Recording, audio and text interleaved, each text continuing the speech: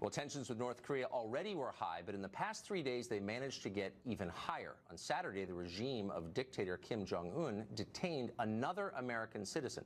His name is Tony Kim. He was trying to leave that country. Meanwhile, President Trump is demanding tough new sanctions on the Korean regime. One false move by either party could trigger a full-blown nuclear war. And with that in mind, the question is, what's next? One man who's thought a lot about this is Michael Malice. He wrote a biography of Kim's father, Kim Jong Il. He's an expert on that secretive regime, and he joins us now. Michael, thanks for coming on. Thank you, Tucker.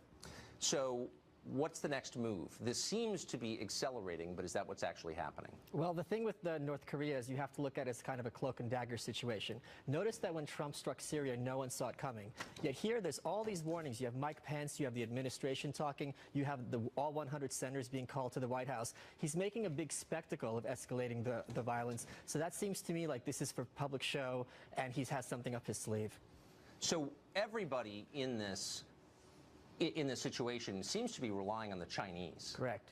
And I wonder if the Chinese are really even our transactional allies here. Do they have our best interest at heart? I mean, it sounds like a rhetorical question, but suddenly it's not. Well, they have their own best interest at heart because no matter what happens, North Korea will always be China's problem. North Koreans can't go to South Korea because the DMZ, the border between the two, is the most militarized border on Earth. However, the Tumen River between China and North Korea is very porous, and you allow Korean speakers in Manchuria. If you ask me, what I bet they're doing is some kind of public good cop, bad cop situation where Trump is acting like, oh my God, I'm going to go in and I'm going to be erratic. And China, who has diplomatic relations with North Korea, is saying, look, this guy's crazy. Work with us. Let's go to some kind of soft landing, and this will stave off the American attack.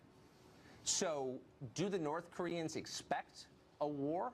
The North Koreans have been expecting a war since North Korea was founded. According to their literature, we've been eyeing Korea to be our beachhead for Asian conquest since in 1860s we sent USS General Sherman to Pyongyang, and they burned it and sank everyone to the bottom of the Taedong River. So according to them, we launched the Korean War, and we've been biding our time since then to come in and finish the job. And according to North Koreans, South Korea isn't a country. It's a region under U.S. occupation, which is why in their literature, North and South are always lowercase n and lowercase s.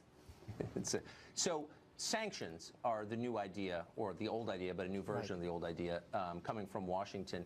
Will sanctions have an effect on a country as isolated as North Korea? Yes, the sanction will have an effect in that people won't have food, and then they will blame us for not allowing food to reach the country. That happened before with sanctions, and this was proof that, look, we can't feed you because the U.S. imperialists, as they refer to us exclusively, are keeping the food from reaching your mouths.